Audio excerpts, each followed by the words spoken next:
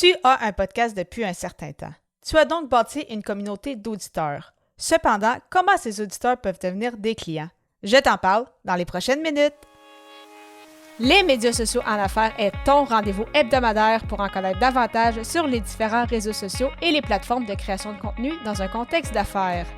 Chaque semaine, je répondrai à une question thématique qui te permettra d'appliquer concrètement ces conseils pour ton entreprise. Si tu reconnais l'importance et la puissance des réseaux sociaux ainsi que de la création de contenu pour ton entreprise et que tu souhaites en apprendre davantage sur cet univers, tu es au bon endroit. Je suis Amélie Delebel, travailleuse autonome dans le domaine des communications et marketing depuis février 2020. Je travaille avec les réseaux sociaux et dans la création de contenu depuis 2014. Les médias sociaux en affaires est mon deuxième podcast après Athlète Entrepreneur, lancé en janvier 2019. Bienvenue sur mon podcast. Salut et bienvenue sur les médias sociaux en affaires, épisode 257, alors qu'aujourd'hui je réponds à la question « Comment un auditeur de ton podcast peut devenir client? » Alors tout d'abord, ça m'amène à répondre à une première question qui est « Oui, c'est bel et bien possible de monétiser avec un podcast. » Bien évidemment, il existe plusieurs façons de le faire. De mon côté, qu'est-ce que je recommande et qu'est-ce qui est recommandé en fait quand on débute dans le podcasting? Oui, on peut toujours bien sûr vendre ses produits ou services si nous en avons, mais si on commence peut-être un podcast et que nous ne sommes pas officiellement lancés en affaires, que nous n'avons peut-être pas nécessairement lancé notre projet, c'est possible de faire ce qu'on appelle du marketing d'affiliation. Donc, qu'est-ce que le marketing d'affiliation? Ça te permet en fait de proposer des produits ou services justement que toi, tu utilises dans ta vie de tous les jours ou pour ton entreprise ou pour tes affaires ou autres. Et tu proposes justement ce service ou ce produit-là à tes auditeurs. Bien évidemment, c'est vraiment important de proposer seulement des services et produits qui peuvent intéresser ton audience. Donc, si par exemple, dans ce cas-ci, on parle justement des médias sociaux en affaires, donc je te parle des réseaux sociaux, de la création de contenu, de podcasts, ce n'est pas pour rien que j'ai proposé au fil des années les hébergeurs que j'ai utilisés avec justement ce podcast-ci. Donc, au départ, qui a été Blubrry, donc une plateforme, justement, un hébergeur anglais, que je recommande d'ailleurs encore aujourd'hui. Blubrry reste une très, très belle plateforme, mais depuis, c'est ça, les 3 dernières années, j'utilise Ocha, donc qui est un autre hébergeur, cette fois-ci un hébergeur français avec un super support à la clientèle et qui aide également au niveau marketing. Et je propose, c'est ça, uniquement des services donc que j'ai utilisés ou que j'utilise parce que tu ne veux pas non plus briser ce lien de confiance avec ton auditoire, la communauté que tu essaies de bâtir en proposant tout et n'importe quoi juste dans l'espoir justement de toucher des revenus de cette façon-là. Donc ça, c'est très, très important, mais le marketing d'affiliation qui est vraiment la méthode la plus simple, si je peux dire, pour justement commencer à monétiser son podcast. Et quand je te parlais justement de te proposer tes produits et services, bien évidemment, ça, on peut le faire quand même rapidement, mais c'est quand même recommandé d'attendre un peu, c'est ça, de créer avant un lien de confiance justement avec ton audience.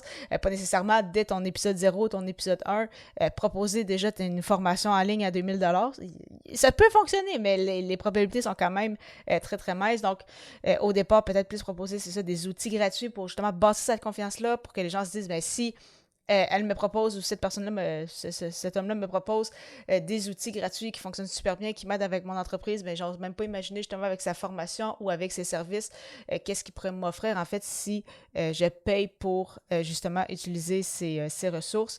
Donc, au départ, c'est ça, tu peux lui proposer des e-books, des guides, peut-être un appel justement consultation pour voir qu'est-ce que tu peux lui apporter et déterminer ses besoins. Donc, important, c'est ça, de bâtir au préalable cette confiance-là et par la suite proposer justement des solutions payantes. Ce qu'il faut savoir aussi avec les auditeurs d'un podcast, c'est qu'il y a beaucoup d'auditeurs qui sont ce qu'on appelle des auditeurs fantômes, un peu comme sur les réseaux sociaux, dans le sens qu'ils consomment ton contenu, mais tu ne seras pratiquement jamais au courant si cette personne-là t'écoute depuis 1 an, 2 ans, peut-être même 3 ans. Un peu la même chose sur les réseaux sociaux. Donc, des gens qui lisent tes publications chaque semaine ou chaque jour, dépendamment de ta fréquence, mais qui ne vont jamais te laisser un mensonge j'aime, ne vont jamais commenter, ne vont jamais partager. Mais à un certain moment, quand tu vas avoir besoin d'aide, il y a de très bonnes chances que cette personne-là pense à toi. Et c'est justement ça qui m'est arrivé. Donc, des gens qui sont arrivés via mon podcast, justement, en me disant « Hey, salut Amélie, je t'écoute depuis un certain temps. Là, je suis prête justement à lancer mon projet, donc j'aimerais ça discuter ensemble pour justement discuter de ce que tu peux faire pour moi au niveau des réseaux sociaux, etc.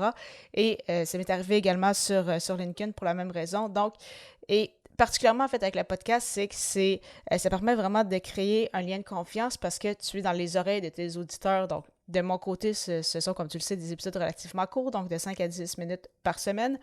Mais on sait que la moyenne d'attention se situe environ de 25 à 30 minutes d'écoute. Donc, c'est quand même vraiment énorme quand on sait justement que le taux d'attention sur les réseaux sociaux, c'est en termes plus de secondes que de minutes. Donc, vraiment, le podcast qui est très, très puissant pour justement bâtir, encore une fois, ce fameux lien de confiance-là. Et comme on parle de l'importance de bâtir une communauté, de créer des liens, bien évidemment, on doit penser à une stratégie sur le long terme. Donc, ce n'est pas parce que tu vas lancer ton podcast, par exemple, dans un mois, qu'après déjà 3-4 épisodes, tu vas avoir généré des revenus. Donc, est-ce que c'est possible? Il y en a qui ont réussi à le faire. De mon côté, ça n'a pas été le cas, mais je sais qu'il y en a qui ont réussi à le faire. Oui, il y en a également qui vont peut-être avoir des commanditaires assez rapidement aussi sur leur podcast. Bien évidemment, tu ne peux pas te comparer non plus. Essayer de comparer en fait ton succès à d'autres podcasteurs, parce qu'il y en a qui vont débuter avec une plus grosse audience, il y en a qui sont déjà très connus et ils ont lancé un podcast, puis ça a juste été bien évidemment très populaire dès le départ puisqu'ils avaient justement une grosse audience déjà à leur lancement. Alors que d'autres comme moi, on a bâti en fait notre communauté, notre réseau de contacts grâce justement au podcast. Donc quand on a débuté, c'était moindre et c'est normal justement d'avoir peut-être moins de téléchargements, d'avoir moins de résultats tangibles rapidement. Mais vraiment, encore une fois, si tu le fais pour le plaisir, en passant à ton audience cible, en passant aux gens que tu vas aider, vraiment, c'est bel et bien possible, c'est ça, de convertir des auditeurs en clients. Tu souhaites avoir un moment avec moi pour discuter justement de ton podcast? Si oui, mon calendrier est ouvert avec plusieurs plages horaires.